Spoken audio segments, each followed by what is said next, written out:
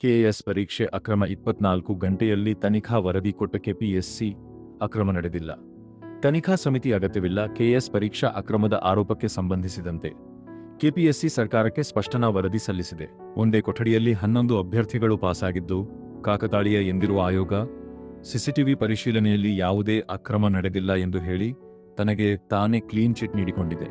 ವರದಿಯಲ್ಲಿ ಕೆಪಿಎಸ್ಸಿ ನೀಡಿದ ಸ್ಪಷ್ಟನೆಗಳೇನು? ಕೆಪಿಎಸ್ಸಿ ಕಾರ್ಯದರ್ಶಿ ಸಲ್ಲಿಸಿರುವ ವರದಿಯಲ್ಲಿ ಪರೀಕ್ಷಾ ಪ್ರಕ್ರಿಯೆಯ ಪಾರದರ್ಶಕತೆ ಬಗ್ಗೆ ಸಮರ್ಥನೆ ಮಾಡಿಕೊಳ್ಳಲಾಗಿದೆ.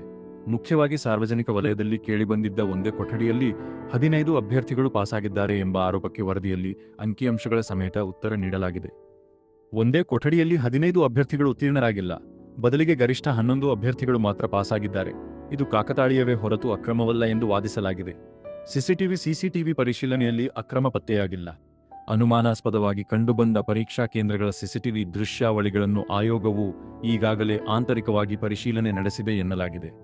ಸಿಸಿಟಿವಿ ದೃಶ್ಯಗಳ ಮರುಪರಿಶೀಲನೆಯಲ್ಲಿ ಯಾವುದೇ ರೀತಿಯ ನಕಲು ಅಥವಾ ಅಕ್ರಮ ಚಟುವಟಿಕೆಗಳು ನಡೆದಿಲ್ಲ ಎಂಬುದು ಖಚಿತವಾಗಿದೆ. ಪರೀಕ್ಷಾ ಕೇಂದ್ರಗಳಲ್ಲಿ ಬಿಗಿ ಭದ್ರತೆ ಇತ್ತು ಎಂದು ವರದಿಯಲ್ಲಿ ಉಲ್ಲೇಖಿಸಲಾಗಿದೆ. ದೂರುದಾರರೇ ಇಲ್ಲ ಎನ್ನುತ್ತಿದೆ ಆಯೋಗ.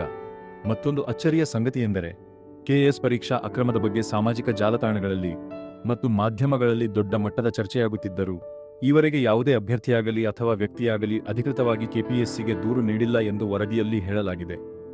ಹೀಗಾಗಿ ಕೇವಲ ವದಂತಿಗಳ ಆಧಾರದ ಮೇಲೆ ತನಿಖಾ ಸಮಿತಿ ರಚಿಸುವ ಅಗತ್ಯವಿಲ್ಲ ಎಂದು ಕಾರ್ಯದರ್ಶಿ ಜ್ಯೋತಿ ಅವರು ಸರ್ಕಾರಕ್ಕೆ ಪರೋಕ್ಷವಾಗಿ ಸಂದೇಶ ರವಾನಿಸಿದ್ದಾರೆ. ಸರ್ಕಾರದ ಮುಂದಿನ ನಡೆಯೇನು?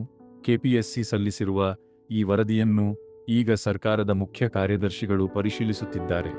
ಆಯೋಗವು ಅಕ್ರಮ ನಡೆದಿಲ್ಲ ಎಂದು ಹೇಳಿದ್ದರೂ ಅಭ್ಯರ್ಥಿಗಳ ಆತಂಕ ಮತ್ತು ಸಾರ್ವಜನಿಕ ಒತ್ತಡಕ್ಕೆ ಮಣಿದು ಸರ್ಕಾರವು ಸ್ವತಂತ್ರ ತನಿಖಾ ಸಮಿತಿಯನ್ನು ರಚಿಸುವ ಸಾಧ್ಯತೆ ದಟ್ಟವಾಗಿದೆ.